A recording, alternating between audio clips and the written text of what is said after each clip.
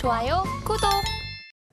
오늘의 뉴스입니다. 국제 유가가 하루 사이에 5% 가까이 급락했습니다. 산유국의 감산과 이스라엘 하마스 전쟁으로 배럴당 100달러까지 치솟을 것이라는 국제 유가는 70달러 직전까지 떨어지면서 완연한 하락세를 보이고 있는데요. 낮아진 유가가 물가 상승세를 끌어내리는 디스인플레이션이 가속화할 것이라는 관측에 힘이 실리고 있습니다. 오늘 관련해서 항공과 정유 섹터에서는 엇갈린 흐름이 관찰되고 있습니다. 자세한 내용 짚어보겠습니다.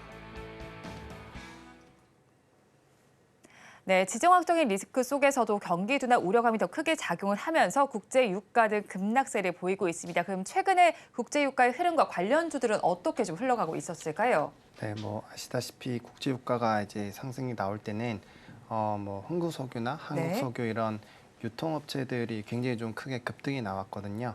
근데 이제 유가가 하락을 하니까 관련된 종목군들도 좀 같이 따라서 조정이 나타나고 있고요. 중요한 거는 이 유가가 결국에는 수요단에서의 뭔가 이슈가 있는 것이 아니라 공급단에서의 이슈만 있어서 변동이 나온 거거든요.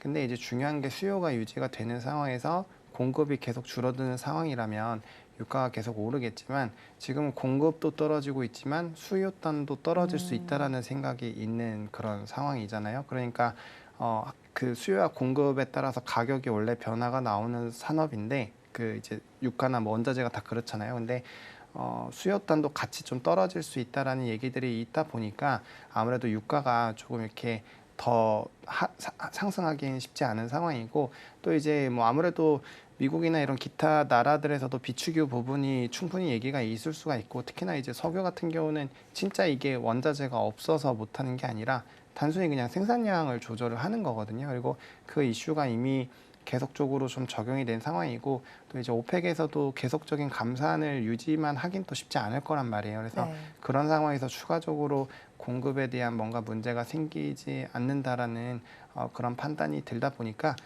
유가가 또 다시 하락하는 것이 아닌가라고 보고 있습니다. 네, 지정학적 리스크 속에서 계속해서 치솟던 유가는 사실 수요와 공급 모두가 줄어들면서 안정세를 보이고 있는 상황입니다. 그중에서 항공주 중에서도 제주항공을 먼저 살펴보겠습니다. 지난해 4분기 흑자 전환 한 대 이어서 4개 분기 연속 흑자 유지를 하고 있습니다. 하지만 NH투자증권에서는 앞서서는 연료비가 상승하고 환율 효과로 인해서 목표 주가를 하향 조정하기도 했는데 사실 또 지금 대내외적인 환경이 바뀌지 않은 상황입니까? 그런 만큼 장단기로 어떤 전략 짜가면 좋을까요? 말씀 주신 것처럼 그러니까 이 리포트가 나올 때까지만 해도 달러도 1,300원대 중반이었고 그다음에 아마 유가도 배럴당 거의 90달러 수준이었던 걸로 알고 있습니다. 그러면 당연히 항공주한테는 좋지 않죠. 왜냐하면 아시겠지만 일단은 항공유가 높아지게 됐을 때 이게 이제 고객에게 전가를 하기는 하지만 그게 이제 다 적용이 안 돼요. 그래서 일단 유가가 올라가는 것은 항공 쪽에는 굉장히 안 좋은 악재다라고 보시면 좋을 것 같고 또 이제 결제 대금 자체를 달러로 하다 보니까 달러가 강해도 별로 좋지는 않습니다. 게다가 이제 여행에 대한 수요가 사실 폭발적으로 터져 나오긴 했지만 이게 과연 계속적으로 진행이 될까라는 이런 우려들이 있었는데 최근에 데이터를 보시면 그래도 좀 좋은 흐름들이 나타나고 있고 LCC 쪽에서 지금 3분기 분기 최대 실적 나온 기업들이 3개가 넘어가거든요. 이런 상황이라면 충분히 관련된 부분에서 좀 변화가 나올 수 있다라고 보시는 게 맞고 일단은 그 리포트에서는 목표 주가를 12,000원으로 잡기는 했습니다. 이게 보수적인 가격이라고 보고 있고요. 이제 4분기 쪽에서의 운임이 좀 좋지 않을 거다라는 평이 있기는 한데 만약에 그런 식으로 좀 진행이 된다라고 한다면 당연히 시간적인 부분이 필요하겠죠. 근데 최근에 이제 항공 쪽을 좀 보시면 티켓이 그렇게 막 많이 있지는 않더라고요. 그래서 조금은 상황이 바뀌었기 때문에 거기에 따른 이 산업에 대한 시각도 좀 달라져야 되지 않을까 싶습니다.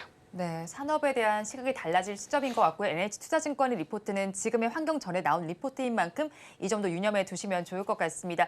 이렇게 국제 유가가 하락세를 보이면서 항공주는 화색을 띠고 있습니다. 해외여행 수요도 증가를 하고 있고요. 환율도 조금 지금 살펴보니까 안정세를 찾고 있습니다. 지금도 4원 80전 정도 내림세를 보이고 있는 상황인데 이렇게 되면서 그중에서도 LCC 항공의 상승률이 조금 더 두드러지고 있습니다. 앞서서 살펴본 제주항공의 경우에는 9%대 상승률이고 티웨이홀딩스의 경우에도 6%대 상승률, 그리고 티웨이 항공 역시도 5%대 상승세를 보이고 있는 상황입니다. 특히나 티웨이 항공의 경우에는 3분기 실적도 좋았잖아요. 그런 만큼 12월 성수기를 앞두고 지금 신규 접근도 해봐도 괜찮을까요? 네, 일단은 뭐 단기적인 트레이딩 관점으로는 뭐 충분히 유효하지 않을까 싶습니다. 왜냐하면 지금 벌써 항공주가 사실은 유가나 이제 앞서 드렸던 이런 환율이 거의 고가일 때 그때가 이제 10월 중순 부분인데 그때까지만 해도 주가가 굉장히 다 52주 신저가 수준이었거든요. 근데 그게 지금 보시면 최근으로 보시면 대부분의 종목군들이 거기에서 한 20% 이상씩은 상승이 나왔습니다. 그래서 물론 단기적으로 이게 뭐 100%, 200% 올라갈 수 있다라고는 보지는 않지만 지금 시점이라면 충분히 단기적인 추가적인 상승은 좀 기대를 해보셔도 좋지 않을까 싶고요. 대부분이 이제 여행에 대한 수요 증가 기대감으로 올라갔었던 가격대에 대비했을 때는 한 고점 대비해서 한 3, 40%씩 다 조정이 나와 있는 상황이에요. 그래서 현재 가격대에서 한 10에서 15% 정도의 추가적인 기술적인 반등은 네. 현재 시점에서는 충분히 노려볼 수 있지 않을까라고 생각을 하고 있기 때문에 너무 이렇게 급하게 올라간 종목군들이 아니라면 같이 좀 추격해서 단기적인 수익 정도는 충분히 누려볼 수 있지 않을까라는 생각입니다. 네, 티웨이 항공 기술적 반등에 따라서 공략을 해봐도 좋겠다는 의견을 주셨습니다. 하지만 이렇게 국제 유가가 하락세를 보인다면 정유와 석유와 관련된 종목들은 그다지 좋지 못할 겁니다. 그중에서도 지금 흥구석유의 낙폭이 두드러지고 있습니다. 6% 넘게 빠지면서 8,260원 선 정도를 가리키고 있는데요. 사실 흥구석유의 경우는 이스라엘 분쟁 이후에 100%대 상승률을 보이기도 했던 종목이기도 합니다. 그렇다면 이번엔 또 극심한 조정을 겪고 있는 만큼 가지고 계신 분들 지금 시점에서는 어떤 대응 전략을 짜면 좋을까요? 사실 지금이라도 파는 게 맞다라고 보이는 게 이게 이제 같이 움직였었던 뭐 이제 천연가스나 이 유가 쪽에서 같이 움직이는 게 중앙에너비스라는 종목이 네. 있거든요. 그 종목을 보시면 전쟁이 발생하기 전 가격대까지 이미 다 빠졌어요. 그러니까 사실 이제 테마주를 접근하실 때 여러분들이 반드시 좀 고민을 하셔야 되는 게 하나의 어떠한 이슈가 있어서 그게 트리거가 돼서 주가가 급등이 나왔잖아요. 그러면 그 이슈로 올라가는 탄력이 떨어졌을 때는 들어간 자리를 고아 막론하고 사실 빠르게 정리하시는 게 좋습니다. 특히나 이제 전쟁 관련된 부분에서 유가가 급등을 했었고 거기서 빠졌는데 이런 회사들은 이제 뭐 정유소에서 유가를 유통하는 그런 회사들이거든요. 그러니까 네. 그 이슈가 이 회사의 내재 가치에 전혀 영향을 미치는 게 아니에요. 그러다 보니까 지금 여기에서 추가적으로 만약에 유가가 조금 더 조정이 나오고 이게 옆으로만 기더라도 해당 종목군들에서는 계속적인 매도가 나올 수가 있거든요. 그러니까 뭐 여기 다시 올라갈 수도 있겠죠. 어떤 일이냐면은 지정학적 리스크가 굉장히 좀 격화가 됐다. 네. 그래서 유가가 다시 변동성이 나오면 일부 반등은 나올 수 있겠지만 다시 17,000원대까지는 지금 상황으로는 쉽지 않거든요. 여기까지 가려면 뭐 세계 4차 대전, 뭐 3차 대전 이게 열려야 네. 되는 수준이라고 보시면 될 것 같고요. 그래서 만약에 이제 좀 유가가 급등이 나와서 거기서 기술적인 반등이 좀 강하게 나오면 그때 이제 분할로 계속 좀 정리를 하시는 게 맞다라고 정리를 드리고 싶습니다. 네, 일단 흥구석유 지금이라도 정리를 하는 것이 좋겠다는 의견을 좀 주셨고요. 그렇다면 오늘 국제유가의 하락에 따라서 항공과 정유 섹터를 모두 좀 살펴봤는데 탑픽 종목은 어디서 가져오셨나요?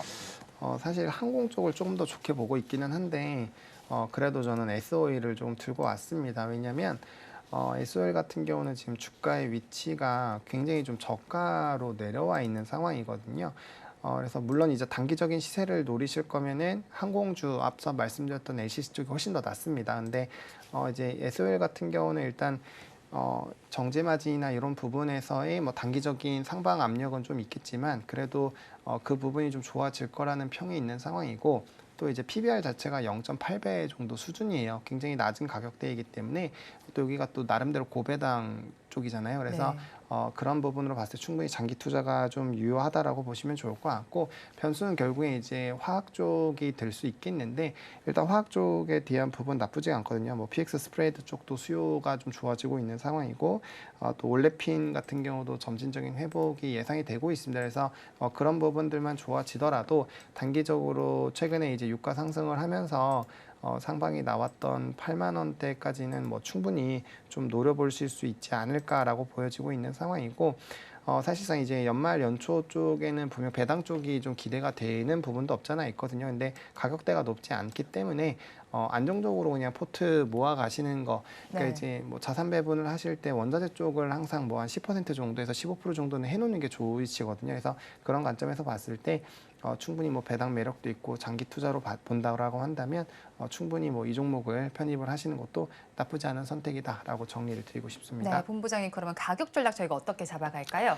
네, 가격 같은 경우는 지금 워낙 좀 저가로 내려와 있는 상황이지만 그럼에도 좀 보수적으로 매수를 해보시면 좋을 것 같아요. 그래서 63,000원에서 68,000원 사이에서의 분할 매수를 보시면 좋을 것 같은데 웬만하면 이 밴드 하단에서 지지가 나오는 걸 확인하시고 그다음에 이제 매수를 하시면 좋을 것 같고 목표가는 79,000원으로 좀 잡았습니다. 해당 라인을 까지 도달하면 아무래도 좀 많은 물량이 나올 수밖에 없어서 그 부분 좀 염두해 주시면 좋을 것 같고 손절 라인은 58,000원으로 좀 제시를 드리겠습니다.